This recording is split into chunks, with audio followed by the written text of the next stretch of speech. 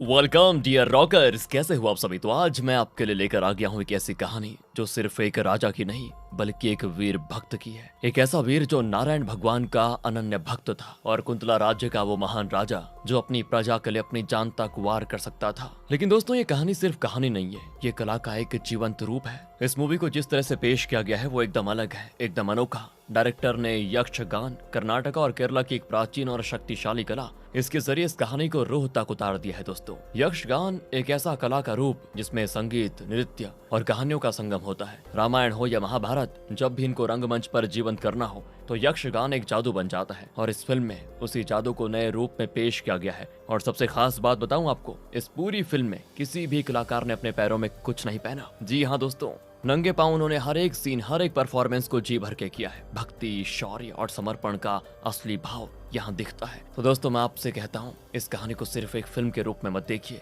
इसे एक अनुभव के रूप में महसूस कीजिए। और अगर आपको इस कहानी ने छू लिया हो ना, तो इसे जरूर शेयर कीजिए, क्योंकि असली कला तभी जीती है जब उसे लोगों तक पहुंचाया जाए। तो चलिए, अब ज्यादा इंतजार नहीं, कभी कभी इतना लंबा इंट्रो देना पड़ता है क्योंकि बहुत जरूरी हो जाता है। शुरू करते हैं मूवी को। तो कहानी की शुरुआत में हमें एक आश्रम दिखाया जाता है जहाँ पर बच्चे अपने गुरु से चंद्रहास के बारे में पूछते हैं और उसकी कहानी बताने के लिए कहते हैं। इस पर गुरुजी कहते हैं कि तुम लोगों को चंद्रहास के बारे में जानने से पहले कुंतला राज्य के महामंत्री दुष्ट बुद्धि के बारे में जानना होगा। इतना कहने के बाद गुरुजी दुष्ट बुद्धि के बारे में बताने लगते हैं, जिसके साथ हमें दुष्ट बुद्धि को दिखाया जाता है जो कि कुंतला देश के राजा सुबुद्धि का महामंत्री था। लेकिन दुष्ट बुद्धि की नजर सुबुद्धि की राजगद्दी पर थी। वो किसी भी तरह कुंतला के राज्य को हथियाना चाहता था, जिस बात का पता राज्य के एक आदमी को चल जाता है। लेकिन इससे पहले वो दुष्ट बुद्धि का भांडा फोड़ता राजा के सामने, दुष्ट बुद्धि उसे पकड़कर बिना वक्त गंवाए मार डालता है। इसके बाद दुष्ट बुद्धि अपने सलाहकार अनाला से कहता है, मेरे मार्ग में जो भी आएगा उसका यही हाल होगा। मैं अपने मकसद को पूरा करने के लिए अपनी नियत से भी लड़ जाऊंगा। मुझे बस किसी भी तरह कुंतला का राज्य चाहिए। इस पर अनाला पूछता है, ये आप करोगे कैसे? तो दुष्ट बुद्धि बताता है कि सुबुद्धि का कोई बेटा नहीं है जिसे वो राजा बना सके। उसकी है तो सिर्फ एक बेटी चंपक मालिनी। सुबुद्धि ने पहले तय कर लिया कि वो अपने दामाद यानी कि चंपक मालिनी के पति को ही अपना उत्तराधिकारी और कुंतला का राजा बनाएगा। दुष्ट बुद्धि चाहता था कि चंपक मालिनी का विवाह उसके बेटे मदन से हो जाए। इसके लिए दुष्ट बुद्धि जाल बिछाना शुरू कर देता है। बस अब उसे जरूरत थी राज्य के ब्राह्मण को अपनी तरफ करने की। अब सभी ब्राह्मण दुष्ट बुद्धि का साथ दें और उसकी राजा से तारीफ करें। इसके लिए दुष्ट बुद्धि एक खोज करवाने का फैसला करता है, जिसमें वो राज्य भर के ब्राह्मणों को बुलवाता है। अनाला दुष्ट बुद्धि के आदेश पर इस भोज का आयोजन करता है, जिसमें सभी ब्राह्मण बहुत ही अच्छे से खाते हैं। अब दोस्तों, इस भोज के अगले दिन जब उनमें से एक ब्राह्मण कहीं जा रहा होता है तो उसे एक पेड़ के नीचे एक बच्चा दिखाई देता है जो कि नारायण की आराधना कर रहा होता है। ब्राह्मण उस बच्चे से उसका नाम, परिवार और गांव के बारे में पूछता है, पर उस बच्चे को ये सब कुछ नहीं पता, मतलब कि ये बालक बिल्कुल अनाथ था। इस दौरान ब्राह्मण की नजर बच्चे के गले में टंगी शालिग्राम पर जाती है। साथ ही वो बच्चों के पाँव की तरफ भी देखता है, जिसमें 5 की जगह 6 उंगलियां होती हैं। बच्चे के चेहरे को देखकर ब्राह्मण समझ जाता है कि इस लड़के के भविष्य में राजयोग है। तो ब्राह्मण तुरंत इस लड़के को लेकर दुष्ट बुद्धि के पास पहुंच जाता है और फिर वो दुष्ट बुद्धि को इस लड़के के बारे में बताता है। ब्राह्मण कहता है, ये लड़का अनाथ है, लेकिन मैं चाहता हूँ कि आप इसका ख्याल रखो, क्योंकि भविष्य में ये लड़का इसी कुंतला देश का राजा बनने वाला है। ये सुनते दुष्ट बुद्धि तो हंसने लगता है, लेकिन ब्राह्मण कहता है कि ये इसकी किस्मत में है और मैं ये साफ साफ देख सकता हूँ। दुष्ट बुद्धि ब्राह्मण से कहता है कि आप बेफिक्र होकर जाओ, मैं इसका अच्छे से ख्याल रखूंगा। ब्राह्मण ये सुनते ही खुशी खुशी वहाँ से चला जाता है। जिसके बाद दुष्ट बुद्धि भी उस लड़के के गले में शालिग्राम और उसके पैर में 6 उंगलियां देखता है। दोस्तों, ये जो शालिग्राम इस लड़के ने पहनी हुई है ना,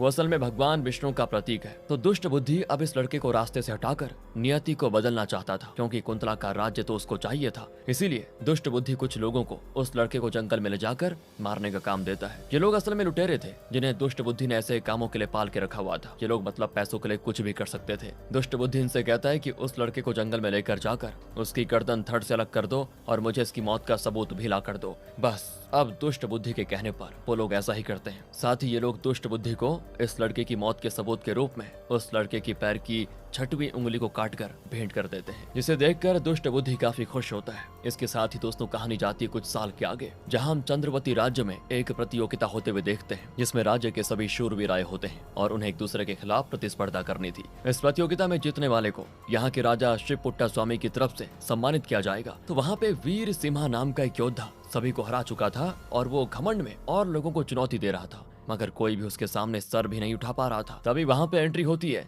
चंद्रहास की, जो कि इस राज्य के राजा के सलाहकार का बेटा है। चंद्रहास दोस्तों वीरों का वीर था वो आते ही वीर सिम्हा और उसके लोगों को एक ही झटके में परास्त कर देता है, जिससे वीर सिम्हा की काफी बेइज्जती होती है, लेकिन उसे हार माननी ही पड़ती है, जिस कारण चंद्रहास उसकी जान नहीं लेता। इस प्रतियोगिता में जीतने के बाद खुद शिव पुट्टा स्वामी चंद्रहास को सम्मानित करते हैं, और जब ये बात चंद्रहास की माँ को पता चलती है तो वो बड़ी खुश होती है। चंद्रहास के पिता तीर्थ यात्रा पर गए होते हैं, इसलिए उनकी जगह उनका काम चंद्रहास खुद संभालता है। साथ ही चंद्रहास की माँ उससे कहती है कि बेटा, पड़ोस का कुंतला राज्य हमारा मित्र राज्य है, इसलिए चंद्रहास की जीत की खुशी में वो राजा सुबुद्धि, उनकी रानी और महामंत्री दुष्ट बुद्धि को कुछ भेंट वगैरह भिजवाने को कहती है। और अब क्योंकि ये माँ का आदेश है तो चंद्रहास अपने एक दूत के जरिए कुंतला राज्य के राजा, रानी और दुष्ट बुद्धि के लिए भेंट भिजवाता है, जिसके बाद दूत को हम अगले सीन में दुष्ट बुद्धि के सामने देखते हैं। दूत दुष्ट बुद्धि से बताता है कि समानता के पुत्र की तरफ से मैं आपके लिए भेंट लेकर आया हूँ। इस पर दुष्ट बुद्धि कहता है कि उनकी तो कोई भी संतान नहीं थी, तो अचानक ये पुत्र कहाँ से आ गया। तो दूत बताता है कि कुछ साल पहले जब एक बार समानता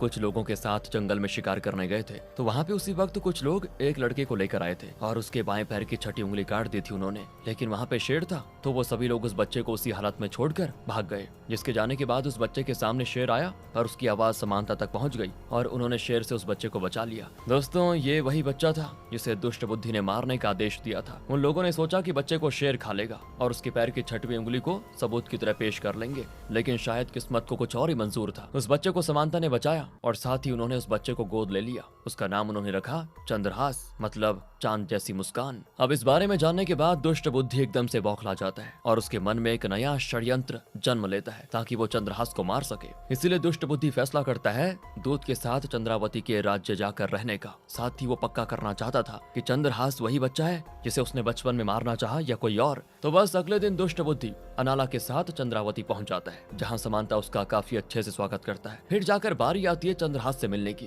तो दुष्ट बुद्धि उसको देखकर दंग रह जाता है, क्योंकि ये वही छोटा बालक था जिसे उसने बचपन में मरवाना चाहा और आज तो वो एक वीर योद्धा बन चुका है। दुष्ट बुद्धि ने चंद्रहास के बाएं पैर की वो कटी हुई उंगली देख ली थी। ये देखते दुष्ट बुद्धि अचानक से बोल पड़ता है कि मैं इतना जरूरी काम कैसे भूल सकता हूँ, मुझे अति शीघ्र वापस कुंतला जाना होगा, मुझे अपने बेटे मदन को कुछ जरूरी बातें बतानी होंगी, अगर मैं नहीं गया तो बहुत बड़ी गड़बड़ हो जाएगी, महाराजा सुबुद्धि मुझ पर गुस्सा करेंगे। दुष्ट बुद्धि की बातें सुनकर चंद्रहास उससे कहता है कि देखो, अगर आप बुरा ना माने तो क्या मैं आपका संदेशा लेकर खुद आपके बेटे मदन के पास जाऊं और उसे आपका संदेश पहुंचा दूं। ही सुनते ही दुष्ट बुद्धि मुस्कुराता है और कहता है ठीक है, तुम्हें जाओ और समय से मेरा संदेश वहां पहुंचा दो। यहाँ दुष्ट बुद्धि मन मन मुस्कुरा रहा होता है, क्योंकि वो शायद यही चाहता था और उसका कुछ तो गलत इरादा था। दुष्ट बुद्धि एक पत्र लिखकर चंद्रहास को देता है और उसको जाने के लिए कह देता है। साथ ही वो नाला से हंसते हुए कहता है कि ये एक पत्र नहीं बल्कि चंद्रहास की मौत का संदेश है। अनाला यहाँ दुष्ट बुद्धि की साजिश को समझ जाता है, लेकिन दोस्तों यहाँ नाला का कुछ और ही प्लान था।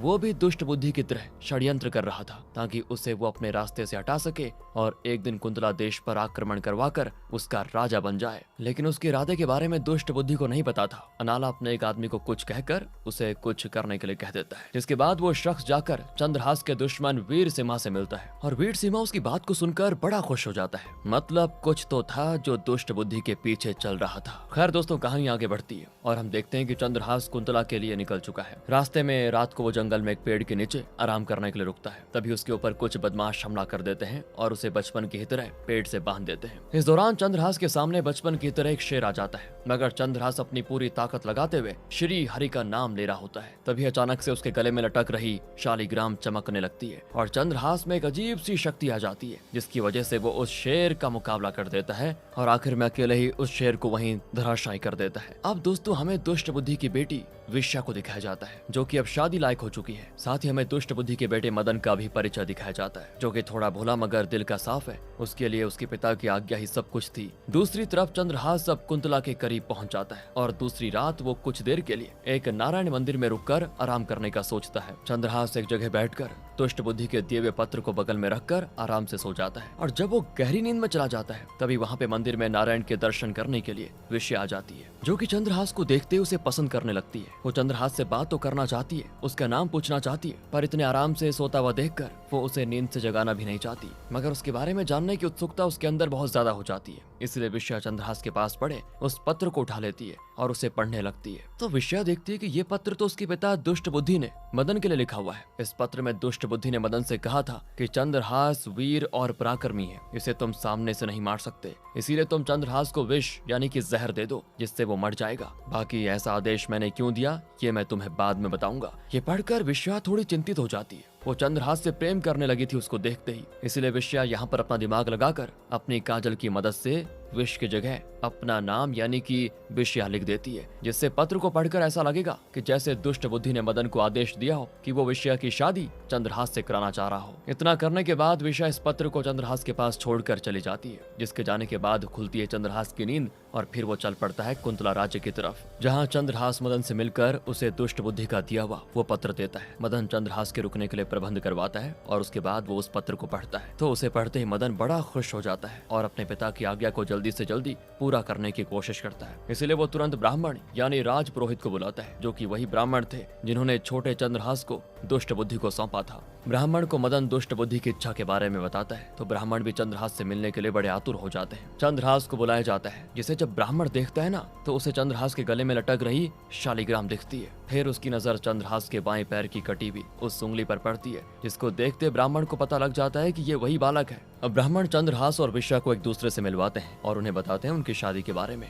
बस फिर क्या था, मदन को लगता है कि इस पत्र को उसके पिता ने ऐसे गुप्त तरीके से भिजवाया, यानी कि वो चंद्रहास और बहन विषया की गुप्त रूप से शादी करवाना चाहते हैं। इधर 3 दिन बीत चुके थे, लेकिन चंद्रहास का कोई अता पता नहीं होता, उसकी मौत की खबर भी नहीं आती। इसलिए दुष्ट बुद्धि एकदम से बेचैन हो जाता है। फिर क्या था, दुष्ट बुद्धि स्वयं जाकर कुंतला में देखने की कोशिश करता है कि आखिर चंद्रहास की मौत की कोई खबर आई क्यों नहीं। इसीलिए वो भी अनाला के साथ कुंतला राज्य के लिए निकल पड़ता है। अब यहाँ पहुँचते ही दुष्ट बुद्धि रास्ते में राज पुरोहित यानी कि ब्राह्मण से मिलता है, जो कि दुष्ट बुद्धि को उसकी बेटी विषया और चंद्रहास की शादी के बारे में सब बता देता है। ये सुनते ही दुष्ट बुद्धि बिल्कुल बौखला जाता है और तलवार लेकर हर तरफ अपने बेटे मदन को ढूंढता है। मदन के गले में तलवार रखकर दुष्ट बुद्धि उससे कहता है कि मैंने तुझसे क्या करने को कहा था और तूने क्या किया। तो मदन अपने पिता को पत्र दिखाता है, जिसमें विष को विषया लिखा हुआ है। ये पढ़कर दुष्ट बुद्धि एकदम से टूट जाता है। उससे मिलने के लिए चंद्रहास और विषया भी आ जाते हैं, जिनसे मिलकर जाहिर है दुष्ट बुद्धि बिल्कुल परेशान नहीं होता। कुछ देर के बाद मदन को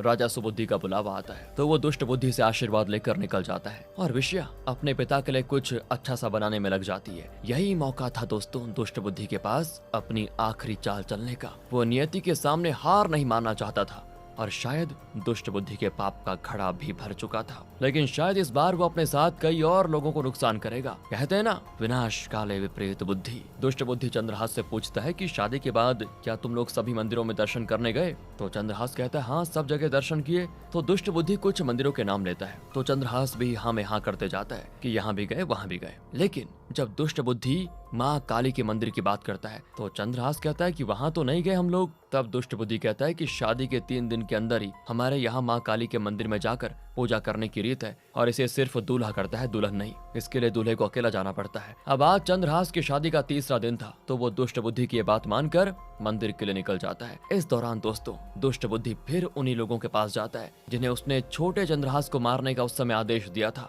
पहले तो दुष्ट बुद्धि उनमें से एक को गुस्से में मार देता है और कहता है कि तुम लोगों ने उस वक्त मेरा काम नहीं किया, लेकिन इस बार तुम्हें यह काम पूरा करना ही होगा। काली मंदिर में एक शख्स बिल्कुल अकेला जा रहा है, उसे जाकर मौत के घाट उतार दो, बदले में मैं तुम्हें माला माल कर दूंगा। इस पर वो लोग कहते हैं कि अगर उसकी जगह कोई और आ गया तो हम कैसे उसको पहचानेंगे। तो दुष्ट बुद्धि कहता है कि कोई भी आए उसे मार डालो, उसका सर धड़ से अलग कर दो। बस दोस्तों उसके इतना आदेश देते ही सभी लोग निकल पड़ते हैं वहाँ। इधर जब चंद्रहास मंदिर के लिए निकल रहा होता है, तभी वहाँ पे मदन राजा सुबुद्धि से मिलकर लौट रहा होता है। वो चंद्रहास को बताता है कि सुबुद्धि अभी आपसे मिलना चाहते हैं, उन्हें आपसे कुछ जरूरी बातें करनी है राज्य के बारे में। लेकिन चंद्रहास को दुष्ट बुद्धि ने मंदिर जाने को कहा था और राजा का आदेश भी नहीं टाला जा सकता। तो मदन कहता है कि एक काम करो, तुम राजा के पास जाओ और मैं तुम्हारी जगह मंदिर जाकर तुम्हारी तरफ से पूजा करवा लूंगा। चंद्रहास का मन बड़ा बेचैन था, उसे मदन को वहाँ भेजना सही नहीं लग रहा था, मगर मदन के बार बार कहने पर वो मदन को मंदिर भेज देता है और खुद जाता है राजा के पास। मंदिर पहुंचकर जब मदन पूजा वगैरह कर रहा होता है, तभी वहाँ पे दुष्ट बुद्धि के भेजे हुए वो दुष्ट लोग आ जाते हैं और मदन को चंद्रहास समझकर घेर लेते हैं, जिन्हें देखकर मदन उनसे लड़ने लगता है। इधर यहाँ चंद्रहास राजा से मिलकर वापस आ जाता है, जिसे जब दुष्ट बुद्धि देखता है तो वो कहता है तुम मंदिर नहीं गए। तो चंद्रहास उसे सारी बातें बताता है कि ये हो गया, मेरी जगह मदन वहाँ पर गया। और ये बातें सुनते ही दुष्ट बुद्धि के पैरों तले जमीन खिसक जाती है। तुरंत वो अपने बेटे का नाम पुकारते हुए मंदिर की तरफ भागता है क्योंकि वो समझ चुका था कि मदन की जान को खतरा है। अब दुष्ट बुद्धि को ऐसा देखकर चंद्रहास भी उसके पीछे जाता है। दोनों को इस तरह परेशान होकर देखकर ये खबर विश्वा को लग जाती है तो वो भी मंदिर की तरफ चल पड़ती है। इधर जैसे दुष्ट बुद्धि मंदिर में पहुंचता है वो सभी लोग मदन का सर धड़ से अलग कर चुके थे, जो देखकर दुष्ट बुद्धि एकदम से बौखला जाता है। लेकिन पता नहीं क्यों ये लोग उल्टा दुष्ट बुद्धि पर वार करने लगते हैं। दुष्ट बुद्धि दो तीनों को तो मारता है, तब तक वहाँ पे चंद्रहास आकर लड़ाई का मोर्चा संभाल लेता है और दुष्ट बुद्धि रोते हुए अपने बेटे की लाश के पास पहुंच जाता है। आज दुष्ट बुद्धि को समझ आ जाता है कि ये सब उसी के पापों का फल है। वो रोते हुए माँ काली से कहता है कि तुमने मेरे पुत्र को मेरे कर्मों की सजा क्यों दी? अगर तुम चाहती हो कि मुझे सजा मिले तो मैं अभी इसी वक्त अपनी जान यहाँ दे दूंगा। और इतना कहते दुष्ट बुद्धि खुद का सर अपनी तलवार से अलग कर देता है, जिसको मरते देखकर चंद्रहास बौखला पड़ता है और सभी से और भी तेज लड़ने लग जाता है। ठीक उसी वक्त वहाँ पे विश्वा भी पहुँच जाती है, जो कि अपने भाई और पिता की लाश को देखकर बहुत रोती है। इस दौरान जिनसे चंद्रहास लड़ रहा था वो उसे पकड़ लेते हैं। फिर विश्वा चंद्रहास की तलवार फेंक देती है, मगर कोई फायदा नहीं होता। चंद्रहास उस तलवार को नहीं पाता और इस दौरान वहाँ पे एक और शख्स आता है और आते ही वो विश्वा को बालों से पकड़ लेता है। ये असल में दोस्तों कोई और नहीं बल्कि वीर सिम्हा है, चंद्रहास का दुश्मन। ये सभी लोग असल में दुष्ट बुद्धि के लिए नहीं बल्कि वीर सिम्हा और अनाला के लिए काम कर रहे थे। अनाला असल में कुंतला देश के पड़ोसी राज्य से जाकर मिल गया था, जिसके राजा का नाम गरुड़ा था। दरअसल राजा सुबुद्धि अपनी बेटी चंपक मालिनी का विवाह चंद्रहास से कराना चाहते थे, मतलब कि वो चंद्रहास की दूसरी पत्नी होती। ये सारी बातें बहुत ही गुप्त तरीके से चल रही थी, लेकिन जब इस बारे में अनाला को पता चला तो उसने ये सब गरुड़ा को बता दिया। और गरुड़ा दोस्तों